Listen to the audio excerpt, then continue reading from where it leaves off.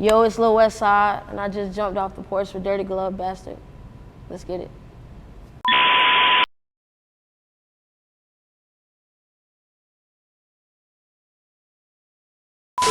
All right, y'all, so we got Lil Westside jumping off the porch with us today. What's up, what's up? How are you feeling? Good, how you feeling? I'm feeling good. Before we start this interview, I just want to let you know you look real good. Ooh. I just want to let you know. Thank you. I just want to let you know you look real good, though. Thank you. I appreciate that. For sure. Now, you got some baddies in the back with you, so if you don't mind introducing who they are. You got Chevy Pink right here in the middle. You got Deja. You got Chrissy. These are Westside Angels. I know that's Don't right. fuck with them, you feel me? They gonna give it to you, straight like that. Now, I know earlier we was talking about Jacksonville and you were saying how it's like, you know, kind of tough out there. Yeah. So as far as you growing up, what was it like for you?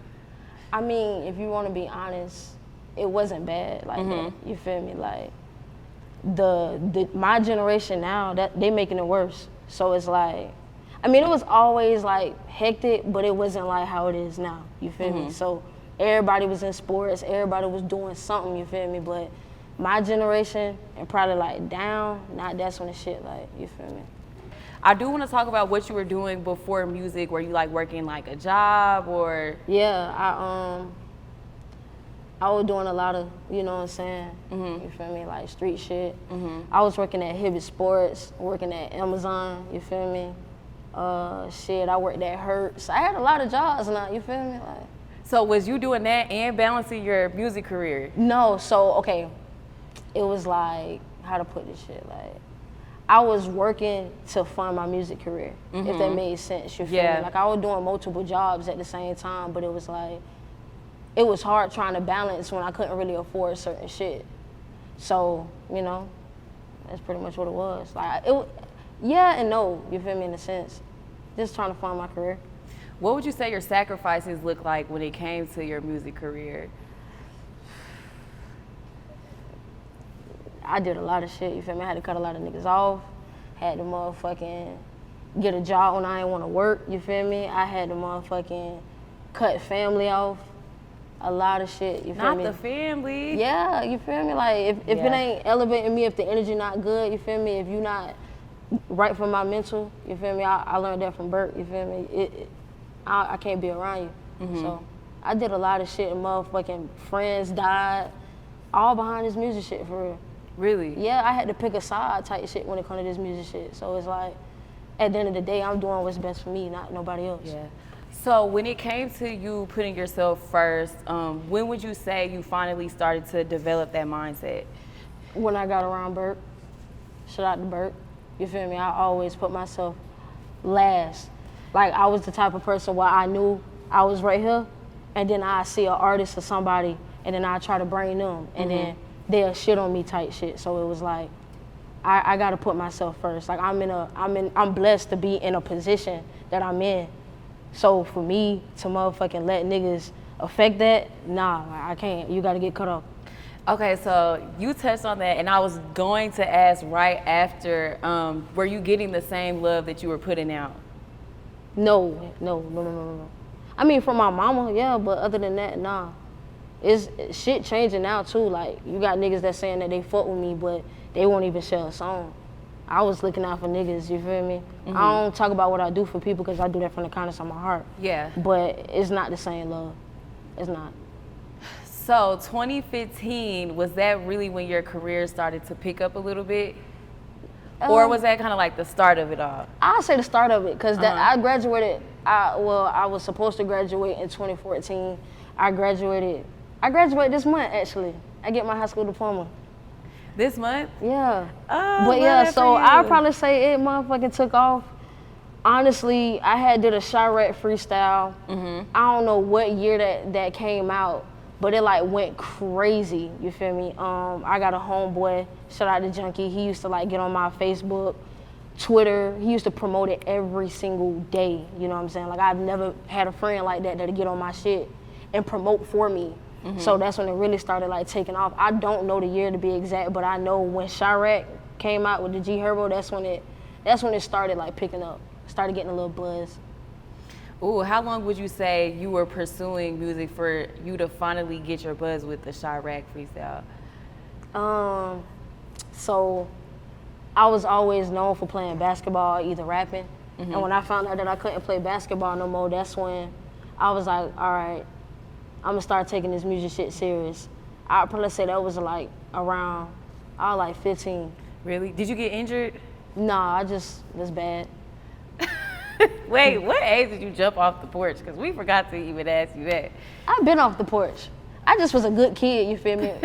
My mama tell you, you feel me? Whatever I did outside, that's what I did outside. I ain't bring that shit back in her house. You feel me? So I've been off the porch. Very respectful, you know what I'm saying? Got manners. But I've been outside.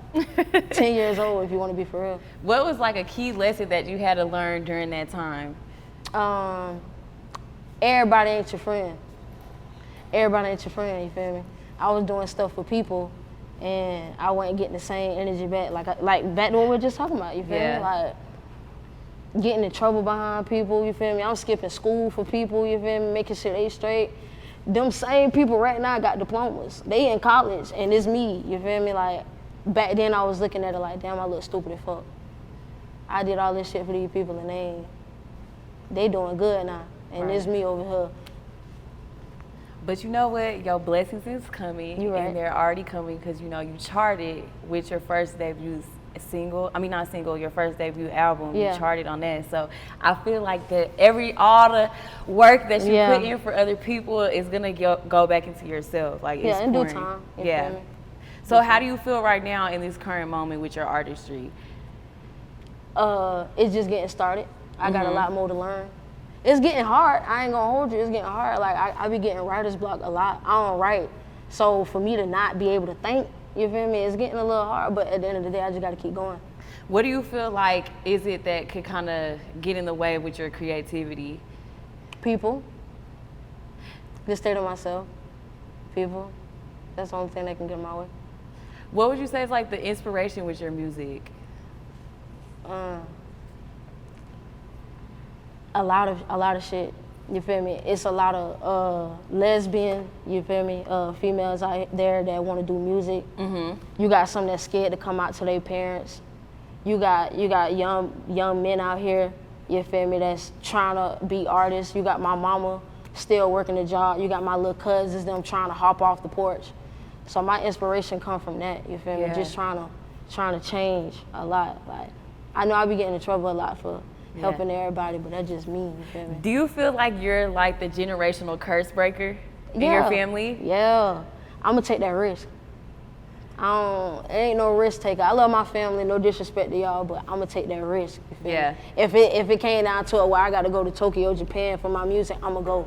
You got some people in my family that's gonna be like, how you gonna do it? Like, you feel me? They gonna question it, I'm gonna go. So when it comes to being a generational curse breaker, what do you feel like people like that have to go through that nobody else would really understand? Being alone. I say being alone. A lot of sacrificing. Discipline. You gotta have discipline in order to break that curse. What does your discipline look like? And he laughed. It ain't the best, but I'm trying. No, but okay, so you did mention earlier that you do not smoke or drink. Which is cool right now because, you know, that's really heavy in our generation, the smoking and the drinking. So I feel like that's a good discipline, especially with you being a rapper. I mean, shit, like I said, I was doing, you know, stuff I can't really speak on. So first off, like I was trying to make money. I'm not finna do all that shit, you feel me? And it's messing up my money. Second of all, I got ADHD. So like something slowing me down, I can't, I'm gonna jump and beat anybody will tell you. He called me Lil Westside. So I can't be slowed down, like I'm always moving, you feel me? As far as drinking, my best friend at the age of 15, he passed away from drinking, you feel me? Like, dead in his sleep, alcohol poison. Wow. Yeah, at 15. So I ain't gonna say that, like, it scared me, you feel me? But, and the way it smelled too, it just can't get into it. You straight off. I never tasted. Have you ever been tempted to? Nope. No. Okay, that's discipline right now, there. what I do, I ain't gonna hold you. I be hearing about alcohol, like when it comes to sex, like drunk sex be the best, but other than that, I ain't. No. It's straight.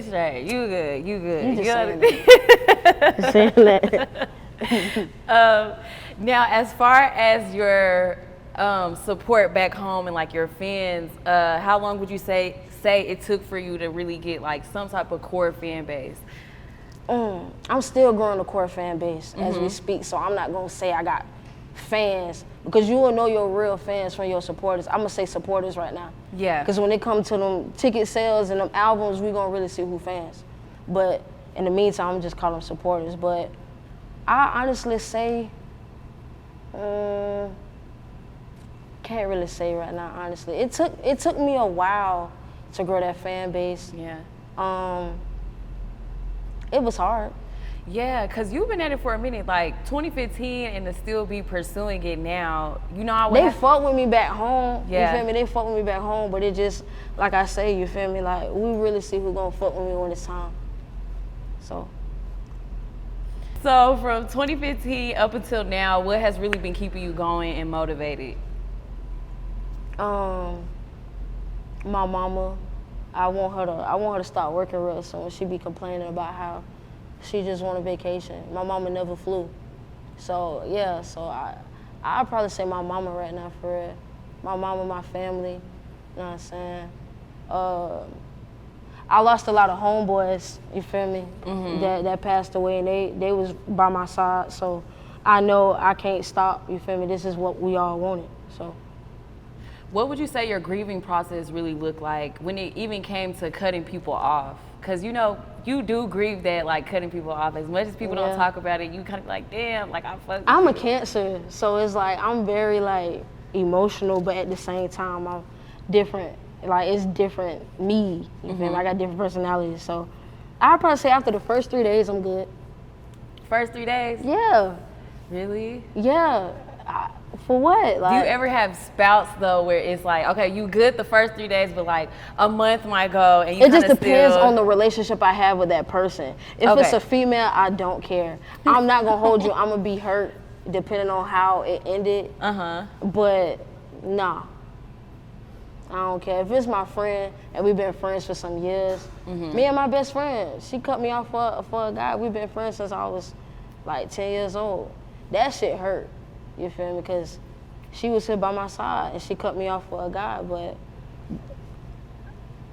I couldn't eat. That was like my soulmate in a best friend form. Oh, friendship breakups hurt Fuck that so much, I swear. Fuck that shit. You just gotta keep it going. You just gotta keep going. You gotta push forward. But you're doing amazing. You're Thank doing you. amazing. Now, New Jack City, that was like your debut album. So with that, talk to us about what it meant putting that project out. It meant a lot. Shout out to Bert. He put me in a lot of, you know, positions. I'm very grateful for it. Like, I prayed for stuff like this, you feel me? He just like came, you feel me? So a lot of blood, sweat, and tears. You know, at that time I was traveling back and forth. Like, I barely had money, you feel me, to come fuck with him, and he made sure I was straight, you feel me? Like, he'll tell you, I stopped working at a job just to come fuck with him, and he like, nah, bro, stay your ass at that job, you feel me? I want you out of trouble. So I was doing a lot of shit, you feel me? Like, just to try to make sure I was here to get shit done. So, yeah. Just making sacrifices like that, how are you even able to focus on putting out a whole body of work? I don't know. I just be cooling. I can't really answer that. That's a hard question. And so now we have the Underdog that's out now. So talk about the growth from New Jack City to this one. Okay, so New Jack City, I'll probably say me thinking I had to think like 10 times harder. You feel me? Because he swear he be dusting me when it comes to that music shit. He do not be dusting me. So I had a partner, you know what I'm saying? Like, we bouncing off each other energy, you feel me? Like, he'll have a song, I'll probably hear it, you feel me? Or I have a song, he'll hear it, he want to hop on it. But this particular, with Underdog, I'm by myself. Yeah. So it's like, I got to find energy. Mind you, like, I'm doing a lot of stuff. Like, we traveling. I'm just trying to get my mind right. You know, I got family issues, or, you know, my homeboy just passed away. So it's a lot of stuff I'm dealing with alone. Yeah. So the process was a little difficult. It was a little difficult, but y'all go listen to that. Underdog Westside Story is out. Now for you, of course the title is self-explanatory, but from an artist standpoint, what does that title mean to you? Well, first off, I'm not like your average artist. First, I'm a lesbian. You feel me? I'm a female on top of that. You feel me? I'm not shaking ass. I'm not showing titties. So I just always was overlooked because of that. You feel me? Like, everybody got that typical stereotype about dykes. I don't know what it is, but they try to put me in that category. Like, nah, like, I'm me, you feel me? I do so much. I know how to do a lot of shit. And people was overlooking me, so it was like, yeah, I'm the underdog, you feel me? Like, the underdog always gonna come on top. So, it's tatted on me, right here. Wait. It's on this side. This side? I think so, yeah. It's on that y'all got me looking stupid. Now, you just dropped I Am Not Them. Yeah. So does that basically tie into what you were just talking about? Yeah and no, in a way, you feel me? Like, yeah, I'm the underdog. I can prove, you know, what I can do besides the drill shit or the calm shit, the mellow shit. Like, I'm actually telling the story. Like, you know, I used to be on that type of time, like that Kendrick Lamar shit. Yeah. Motherfucking, I used to look up the A$AP Rocky, so. Really? Hell yeah. But, you know, times change, so nobody don't want to hear that. Not you was A$AP Mob. Oh, of course. Stop playing.